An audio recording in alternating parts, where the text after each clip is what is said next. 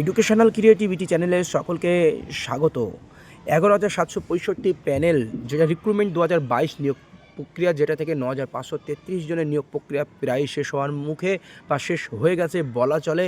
সেই মামলাকে সেটার উপর ভিত্তি করে বিএডরা সুপ্রিম কোর্টে মামলা দাখিল করলো, কারণ বিএডের ইন্টারভিউ হয়ে যাওয়ার পরেও বাদ দেওয়া হয়েছিল। আপনারা জানেন যে সুপ্রিম কোর্টে কিছুদিন একটি রায় এসেছে যে খেলা চলাকালীন খেলার নিয়ম পরিবর্তন করা যাবে না। সেই জন্য নিয়োগ প্রক্রিয়া চলাকালীন কীভাবে বিএডের বাদ দেওয়া হলো সেটার উপরে ভিত্তি করেই একটি মামলা হলো। তাহলে ১১,৭৬৫ প্যানেলের মধ্যে আবারও কি বিএডরা প্রবেশ করবে, এমনটা কিন্তু একটা ভয় থেকে যাচ্ছে। যদি সেই ১১,৭৬৫-র মধ্যে বিএডরা প্রবেশ করে যায়, ইতিমধ্যে তো ছেলেমেয়েরা চাকরি করছে, স্কুলে জয়েন করে গেছে, কি হবে পরবর্তীতে?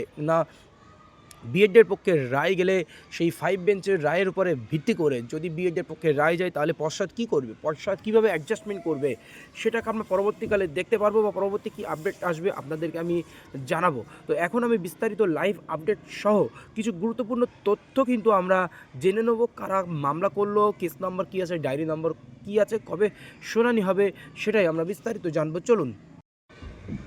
আপনারা দেখতে পাচ্ছেন আমি সুপ্রিম কোর্ট অফ ইন্ডিয়ার ওয়েবসাইটে রয়েছি। এখানে ডায়েরি নম্বর যেটা 52272025, কেস নাম্বার এখনও পড়েনি, আজকেই মামলা হয়েছে সবেমাত্র।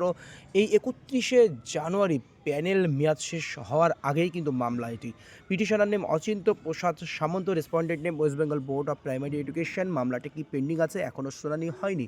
সেই শুনানিটি হওয়ার জন্য অপেক্ষায়, কারণ নিশ্চয়ই শুনানি কালকের মধ্যে হবে বলা যেতে পারে, বা 31শে জানুয়ারি প্যানেলের মেয়াদ শেষ হচ্ছে। তাহলে কি প্যানেলের মেয়াদ বাড়বে বা নিয়োগ প্রক্রিয়া আবার সুযোগ পাবে, সেই আপডেটটি আমরা কিছুটাই জানবো। আবার ওয়েবসাইটে চলে এলাম আমরা, যেটি ডায়েরি নম্বর এখানে দেওয়া আছে অচিন্ত প্রসাদ সামন্ত, ওয়েস্ট বেঙ্গল। ডায়েরি নাম্বার এখনও প্রেজেন্ট লাস্ট লিস্টেড কোথায় আছে না আছে কিছুই এখনও আসেনি, আর কোন জাজেসের বেঞ্চে যাবে সেটাও কিন্তু আমরা এখনও জানতে পারিনি। সিরিয়াল নম্বর কোথায় আছে আমরা সেটাও জানতে পারিনি। আশা করছি আজ বা কালকের মধ্যে এই আপডেটটি কিন্তু চলে আসবে। পিটিশনার অ্যাডভোকেট শুভ্র প্রকাশ মুখার্জি, আপনারা দেখতে পাচ্ছেন। পিটিশনার নেম অচিন্ত প্রসাদ সামন্ত ইত্যাদি। এখন নতুন কোনো তথ্য এই সম্পর্কিত নেই, আপনাদের আমি নতুন কোনো তথ্য কিন্তু আপনাদের সঙ্গে আমি শেয়ার করতে পারছি না।